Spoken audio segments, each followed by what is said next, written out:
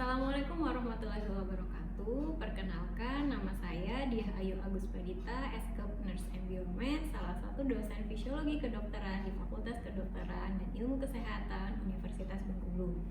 Saat ini saya dipercaya menjadi salah satu tim pengelola modul saraf jiwa.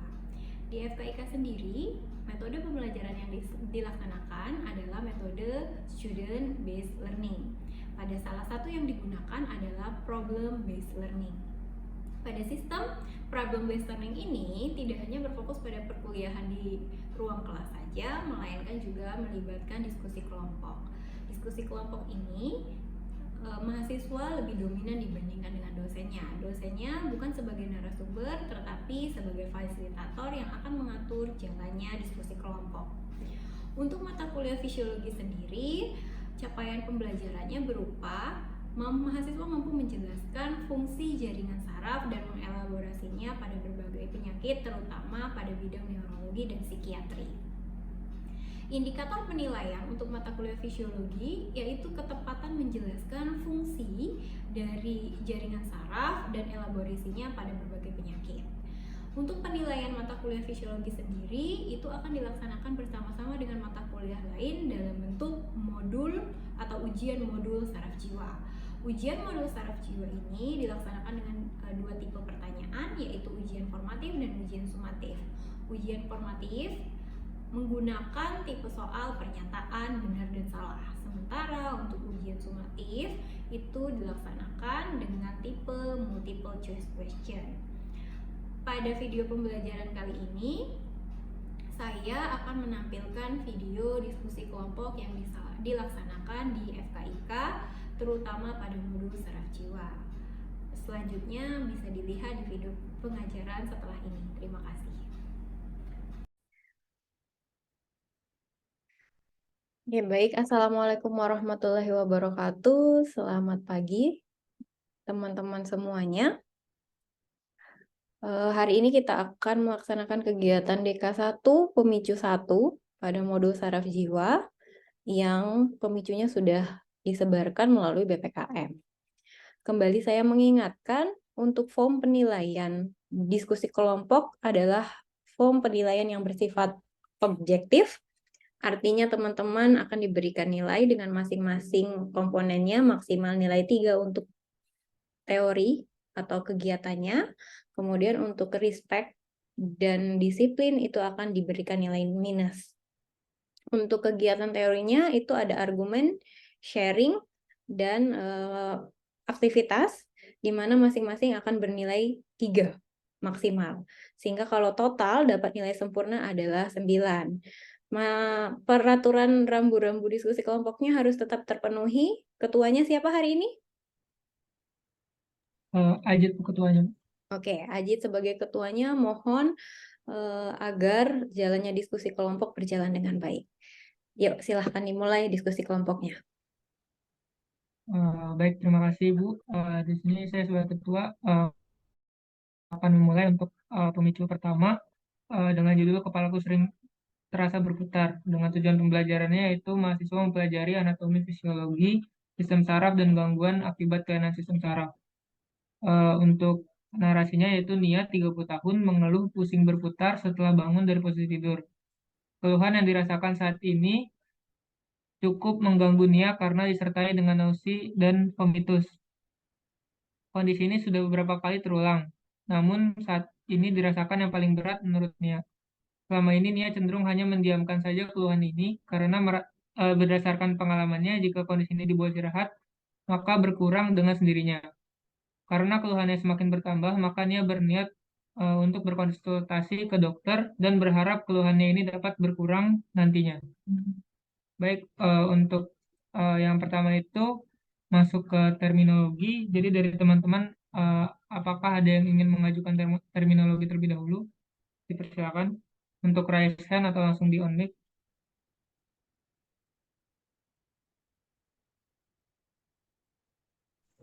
Izin ketua. Baik, silakan kepada Saudari Risti. Baik, terima kasih ketua atas kesempatannya. Di sini mungkin untuk terminologi dari kasus pada pemicu kita saat ini itu tidak ditemukan adanya terminologi ataupun kata sulit yang ada ya Ketua. Terima kasih. Oke, baik. Menurut Risti, di sini tidak diperlukan adanya terminologi. Mungkin dari teman-teman lain apakah setuju atau ada yang ingin menanggapi?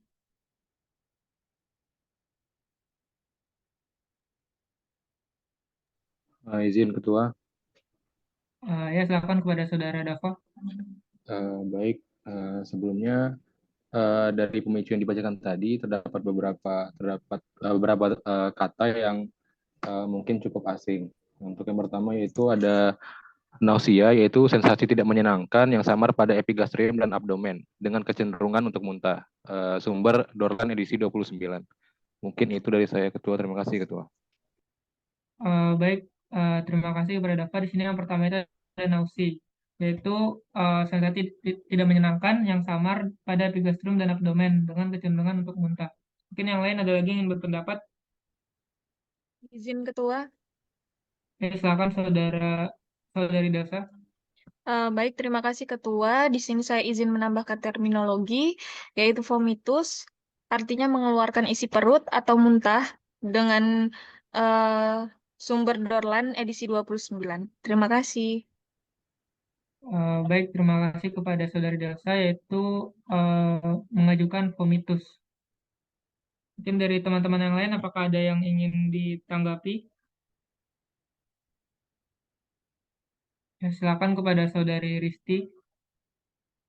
Baik, terima kasih Ketua atas kesempatannya. Mungkin di sini saya izin menanggapi dari terminologi yang telah disampaikan. Untuk nausea dan vomitus rasanya itu tidak masuk lagi ke dalam terminologi baru karena menurut saya itu sudah sering ada kita temui, sudah menjadi kata-kata yang biasa untuk kita sebagai mahasiswa kedokteran. Mungkin itu dari saya Ketua, terima kasih. Baik, terima kasih Saudari Risti. Mungkin di sini saya juga sependapat dengan Saudari Risti bahwa kalau untuk nausea dan vomitus ini sudah sering disinggung di diskusi-diskusi sebelumnya. Mungkin dari teman-teman apakah ada yang ingin berpendapat atau setuju juga? Setuju, Ketua. Baik, untuk yang lain. Setuju, Ketua. Setuju, Ketua. Baik, di sini mungkin untuk keputusannya itu, untuk terminologinya kita hapuskan dari terminologi karena dua kata tersebut sudah sering kita ketahui juga.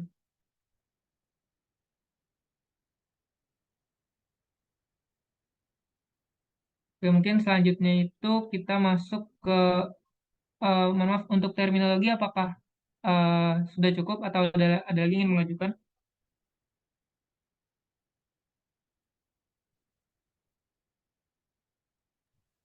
Izin Ketua, sudah cukup Ketua. Baik, kalau sudah cukup kita lanjut ke keyword selanjutnya. Nah, untuk keyword apakah ada yang ingin mengajukan terlebih dahulu?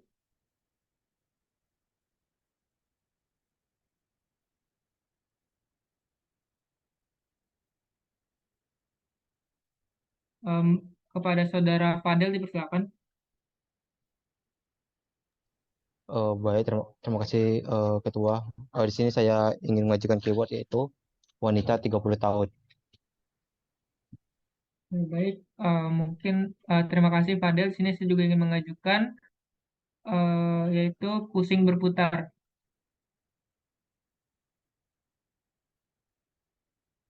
Mungkin dari teman-teman yang lain ada lagi yang ingin mengajukan? Silakan kepada Saudari Tiara. Terima kasih Tua, izin mengajukan keyword berupa nausea. Terima kasih Tua. Ya, terima kasih. Apakah ada lagi yang ingin mengajukan? Teman-teman? Izin Ketua. Ya, silakan kepada Saudari Yaudia. Baik, terima kasih Ketua. Saya izin untuk menambahkan keluhan berkurang dengan istirahat.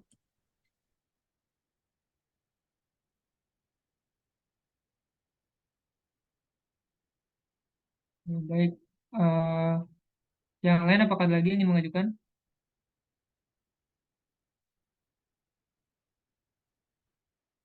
Izin Ketua. Silakan kepada Saudari Risti. Baik, terima kasih Ketua atas kesempatannya. Izin untuk mengajukan keyword yaitu vomitus. Terima kasih Ketua. Baik, terima kasih kepada Saudari Risti. Yang lain apakah lagi ingin mengajukan?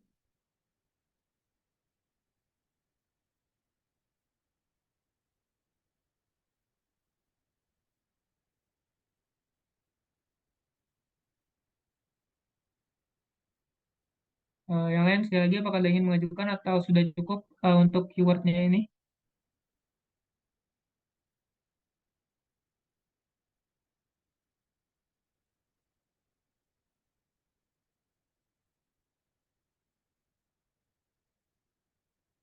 Kepada Saudara Fadel dipersilakan. Baik, terima kasih Ketua. Mungkin di sini saya ingin mengajukan keyword yaitu keluhan berulang dan memberat.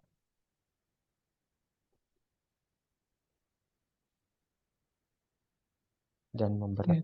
Baik, terima kasih Ketua. Saya kembali kepada forum. Terima kasih. Baik, terima kasih kepada Saudara Fadel. Di sini teman-teman apakah lagi ingin mengajukan atau sudah cukup untuk keywordnya?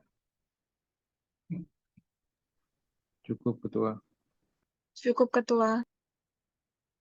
Ya, baik, jadi untuk keyword pada pemicu ini wanita 30 tahun, pusing berputar, nausi, dan vomitus, keluhan berkurang dengan istirahat, dan keluhan berulang dan memberat. Untuk selanjutnya ini, kita masuk ke identifikasi masalah.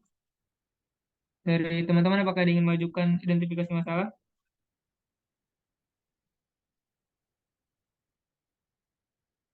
Izin Ketua. Oke, baik. Mungkin kepada tadi Saudara Dava terlebih dahulu. Baik, terima kasih atas kesempatannya Ketua. Izin menambahkan identifikasi masalah yaitu pusing berputar. Sumbernya yaitu SNPPDI 2019, Daftar Masalah Kesehatan Multisistem. Terima kasih Ketua. Baik, terima kasih kepada Saudara Dava. Mungkin dari teman-teman ada yang ingin mengajukan lagi atau berpendapat mengenai pendapat dari Dava?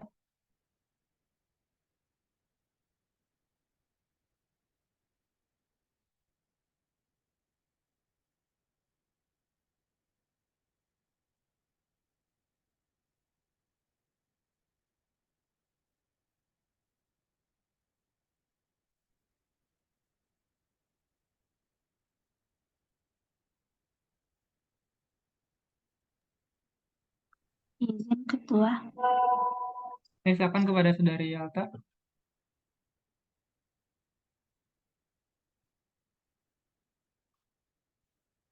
Saya ingin mengajukan identifikasi masalah yaitu muntah, sumber dari SNPPDI 19.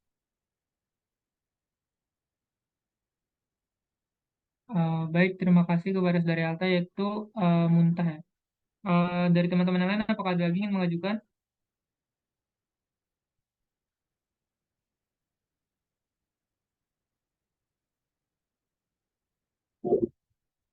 Apakah dari kedua identifikasi masalah ini sudah cukup?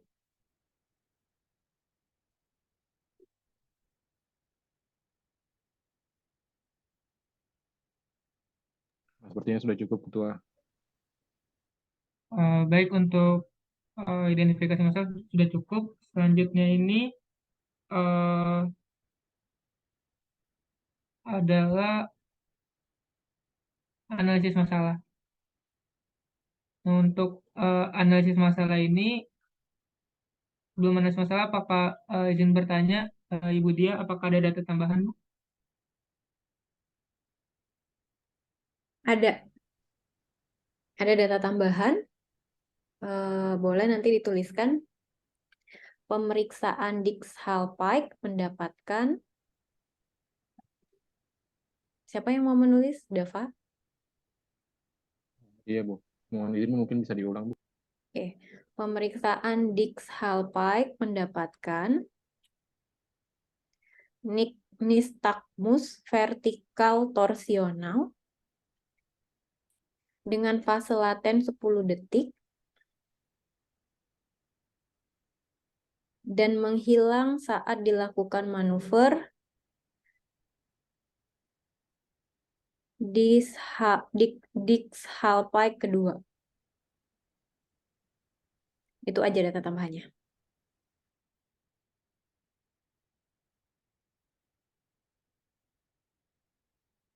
Baik, terima kasih kepada Ibu Dia untuk data tambahannya. Jadi lanjut untuk analisis masalah.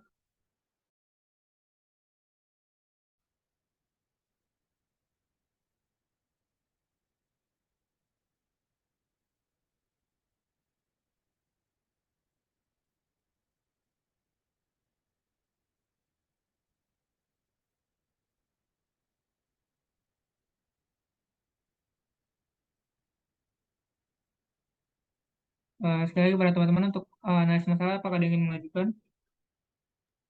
Izin Ketua. Ya, silakan Saudari Alfa. Mungkin untuk analisis masalahnya nanti mungkin bisa didiskusikan pada saat jam belajar mandiri. Oke, baik. Jadi kepada teman-teman, apakah setuju dengan pendapat dari Saudari Alta untuk analisis masalahnya nanti kita diskusikan saat di jam BM atau belajar mandiri? Izin Ketua, setuju Ketua. Oke, Setuju, baik. Ketua. Setuju, Mungkin Ketua. selanjutnya ini kita lanjut ke hipotesis. Dari teman-teman, apakah ada yang ingin mengajukan hipotesis?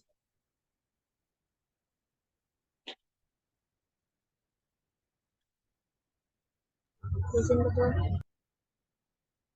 Silakan kepada Saudari Risti. Baik, terima kasih Ketua atas kesempatannya. Izin untuk mengajukan hipotesis, yaitu pasien pada pemicu mengalami DPPV primer. Terima kasih Ketua. Baik, terima kasih kepada Saudari Risti. Yang selanjutnya, apakah ada yang ingin mengajukan lagi atau berpendapat mengenai hipotesis yang sudah diberikan?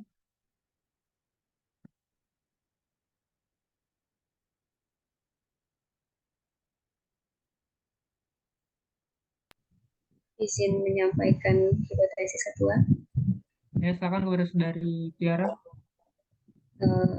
Saya izin menyampaikan hipotesis berupa perempuan itu lebih berisiko untuk mengalami vertigo. Terima kasih Ketua. Baik, terima kasih. Untuk hipotesisnya, apakah lagi yang mengajukan atau sudah cukup?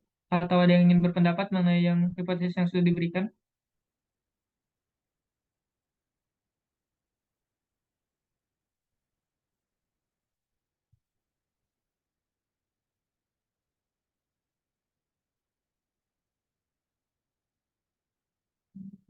Izin Ketua.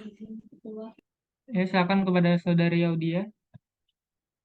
Saya izin menambahkan hipotesis yaitu peningkatan usia dapat meningkatkan risiko BPPV. Baik, terima kasih kepada Saudari Audia. Bagaimana dari teman-teman yang lain? Apakah ada yang ingin mengajukan kembali atau ingin berpendapat mengenai hipotesis yang sudah diberikan? Atau sudah cukup untuk hipotesisnya? Sepertinya sudah cukup Ketua.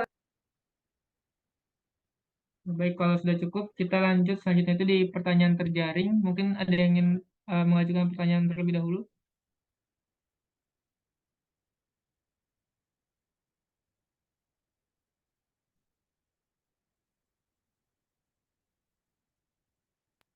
Izin Ketua. Silakan kepada Saudari Delsa. Izin mengajukan pertanyaan terjaring. Jelaskan anatomi sistem saraf pusat yang mengatur keseimbangan. Terima kasih Ketua. Baik, terima kasih kepada Saudari Delsa. Mungkin di sini saya ingin mengajukan yaitu jelaskan patofisiologi dari nausi pada pemicu.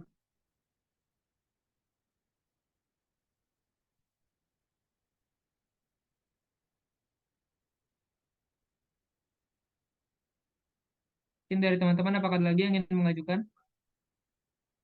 Ya, silakan kepada Saudari Risti. Baik, terima kasih Ketua atas kesempatannya. Izin untuk mengajukan pertanyaan terjaring, yaitu jelaskan mekanisme fisiologi pengaturan keseimbangan pada tubuh manusia. Terima kasih Ketua. Baik, terima kasih kepada Saudari Risti. Yang teman-teman yang lain apakah lagi ingin mengajukan atau berpendapat?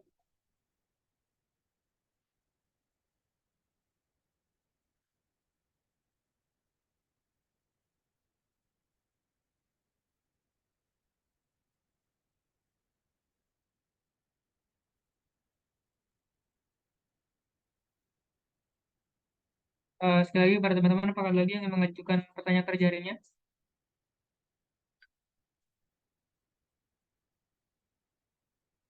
Izin Ketua. Silakan kepada Saudara Dava. Baik, izin mengajukan pertanyaan yaitu jelaskan mekanisme pusing berputar pada pemicu. Terima kasih Ketua. Ya, baik, terima kasih Dava. Mungkin ada lagi dari teman-teman yang ingin mengajukan?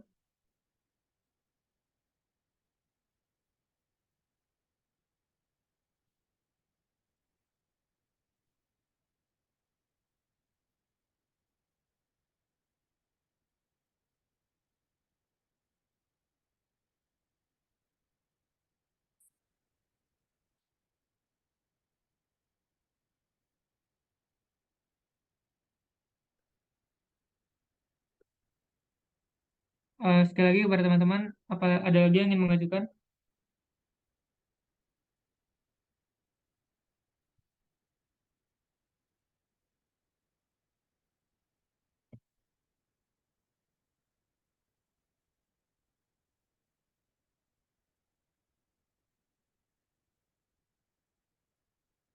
Atau dari pertanyaan terjaring yang diajukan sudah cukup?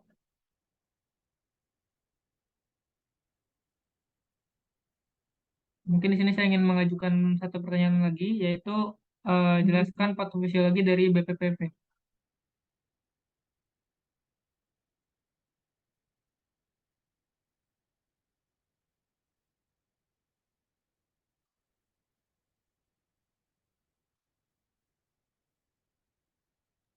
Izin Ketua. Ya, silakan kepada Saudara Dava. Baik, mungkin untuk pertanyaan nomor 4 dan 5 itu untuk jawabannya nanti kemungkinan akan sama. Menurut saya mungkin bisa dipilih salah satu, untuk salah satunya dihapus. Mungkin itu Ketua, terima kasih Ketua. Ya, baik. Dari teman-teman apa ada lagi yang ingin mengajukan atau berpendapat atau setuju dengan pendapat dari Dava? Silakan kepada Saudara Fadel. Baik, terima kasih Ketua. Dari saya sendiri itu setuju dengan pendapat yang disampaikan oleh Saudara Dava sebelumnya. Dan mungkin saya ingin menambahkan pertanyaan terjaring juga, yaitu interpretasi hasil pemeriksaan data tambahan. Jelaskan interpretasi hasil pemeriksaan data tambahan. Namun saya kembalikan ke forum. Terima kasih Ketua. Ya, baik, terima kasih kepada Saudara Fadel. Ini dari teman-teman apakah ada lagi yang ingin mengajukan atau berpendapat atau memang sudah cukup dari pertanyaan terjaringnya?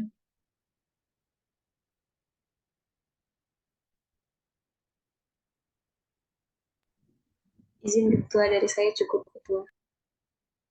Baik, terima kasih. Dari yang lain, apakah setuju untuk dicukupkan untuk pertanyaan terjaringnya? Cukup Ketua. Setuju Ketua. Ya, baik, untuk pertanyaan terjaring sudah selesai. Mungkin selanjutnya saya serahkan kembali kepada Ibu Dia, selaku fasilitator untuk memberikan feedback. Baik, terima kasih Jip. Kita ke identifikasi masalah. Oke, identifikasi masalah ini yang harus di-highlight adalah masalah aktual yang terjadi pada pemicu. Ada pusing, berputar, dan muntah. Kemudian nanti di analisis masalah, pusing berputar dan muntah ini harus muncul. Itulah kenapa namanya adalah analisis masalah. Bagaimana kondisi ini bisa terjadi akibat suatu penyakit tertentu pada suatu penyakit tertentu, ya. Jadi nanti mekanisme dasarnya itu harus muncul, kemudian patofisiologinya juga harus muncul. Kemudian sepakat tadi dengan teman-temannya bahwa nausea dan vomiting itu bukan istilah yang sulit lagi buat kalian, ya. Kalian sudah tingkat 3, maka saya rasa di tingkat 2 pun kalian sudah terpapar dengan istilah nausea dan vomiting, ya. Modul-modul sebelumnya itu sudah tahu. Jadi yang dikatakan istilah sulit adalah yang kalian benar-benar tidak tahu maknanya, ya, atau memang itu hanya ditemukan pada modul saraf jiwa saja. Nah, kemudian untuk data tambahan, betul, itu juga harus menjadi highlight apa maknanya? Ya, apa maknanya dari pemeriksaan ini sehingga nanti hipotesis ataupun pertanyaan terjaringnya harus mengacu pada data tambahan ini. Oke, pertanyaan terjaringnya juga sudah cukup. Nanti paling ditambahkan pertanyaan terjaring terkait dengan faktor risiko untuk menjawab hipotesis kita. Oke, silahkan stop share. Saya mau kita masuk ke kuliah fisiologi. Sebentar ya. Kuliah fisiologi sedikit. Pengantar untuk kalian belajar terkait dengan kondisi vertigo. Oke, ada dua kondisi yaitu nistagmus dan vertigo ya yang sudah tadi kita bahas. Tadi ada kan ya pemeriksaan Hall spike-nya, nanti coba dicek. Jadi ketika seseorang berputar gitu ya, inersia atau sudut-sudut yang diciptakan pada endolim itu yang ada di dalam ductus semicircularis itu menyebabkan kupula bergerak ke arah berlawanan. Jadi kalau misalnya kalian berputar terus, bayangkan kalau satu kali berputar mungkin kupulanya bisa mengikuti. Tapi kalau berputar terus menerus, nah kupulanya akan mengalami ketegangan, ya, tidak bisa mengikuti kecepatan pergerakan dari kepala kalian. Ya, sehingga pada waktu tertentu endolim dan kupula akan bergerak bersama dengan arah secara bersama-sama sesuai dengan arah pergerakan kepala kalian. Padahal secara normal dia nggak boleh tuh arahnya sama, dia harus berlawanan. Ya, dan ketika misalnya kalian berhenti berputar secara tiba-tiba, ya, endolimnya masih tetap terus bergerak ke arah sesuai dengan arah putaran kepala kalian. Sehingga kupulanya pun bergerak seperti itu, bergerak serupa dengan pergerakan dari kepala kalian. Efeknya apa? Kupula yang terus bergerak sesuai dengan arah kepala kalian itu akan mempengaruhi kontrol-kontrol dari muskulernya yang ada di mata dan tubuh kalian. Tadi, kalau mata dan kalau sudah ada stimulus pada mata dan tubuh kalian, terutama muskuloskeletal, maka dia akan mempengaruhi kontrol melalui jaras nuklei vestibularisnya tadi. Ya, dan pada saat berputar tadi, pergerakan-pergerakan otot polos mata, ya, itu akan melawan, gitu ya, berlawanan dengan arah pergerakan kepala supaya fiksasi poinnya itu tetap stabil. Kenapa harus tetap stabil? Supaya menjaga keseimbangan, gitu ya. Jadi selain kupula yang berlawanan dengan arah dari pergerakan kepala, ternyata pergerakan mata juga sama seperti pergerakan kupula. Jadi kalau misalnya kalian berputar ke arah kiri, mata kalian itu cenderung akan memposisikan pada penglihatan sebelah kanan supaya fiksasi poinnya tetap sama, gitu ya. Tapi ketika tadi stop secara bersama-sama, matanya itu sesuai dengan pergerakan kepala. Akibat apa? Akibat dari pergerakan kupula tadi. Jadi dia mengikuti pergerakan kupula. Jadi kalau kupulanya ke kanan, matanya juga harus ke kanan, ya. Sehingga apa yang terjadi akan menyebabkan osilasi involunter pada mata. Itu ya, osilasi involunter pada mata itulah yang dikenal dengan vestibular nystagmus, ya. Ketika hal ini terus-menerus terjadi, gitu ya, biasanya pergerakan kepala yang mendadak, gitu ya, kemudian pergerakan mata yang tidak sesuai ini akan mengganggu keseimbangan tubuh kalian. Itulah yang dikenal dengan vertigo. Ya, itulah yang dikenal dengan vertigo. Artinya apa? Bisa kita simpulkan bahwa vertigo ini masalahnya bukan ada di otaknya, bukan masalah ada di jaras di bagian hipotalamusnya, bukan, tetapi justru karena dari keseimbangannya. Boleh kita simpulkan bahwa kalau orang yang mengalami vertigo itu biasanya responnya atau penanggung jawab utamanya adalah organ-organ vestibular apparatus, ya, di mana nanti dia akan mempengaruhi nervus vestibulocochlearis, ya, di mana nanti mana yang lebih dominan, apakah yang sebelah kiri atau yang sebelah kanan. Biasanya perubahan potensial aksi dari nervus vestibulocochlearis ini diakibatkan oleh infeksi virus. Ya. Misalnya vestibular neuritis atau hal-hal yang lain yang memang mereka sebelumnya itu memang punya gangguan keseimbangan yang kronis ya. Dan ketika vertigo ini terus-menerus dibiarkan ya, maka akan mengakibatkan perubahan-perubahan seperti nausea, vomiting akibat dari tadi peningkatan sistem saraf otonom tadi. Ada pertanyaan sampai di sini?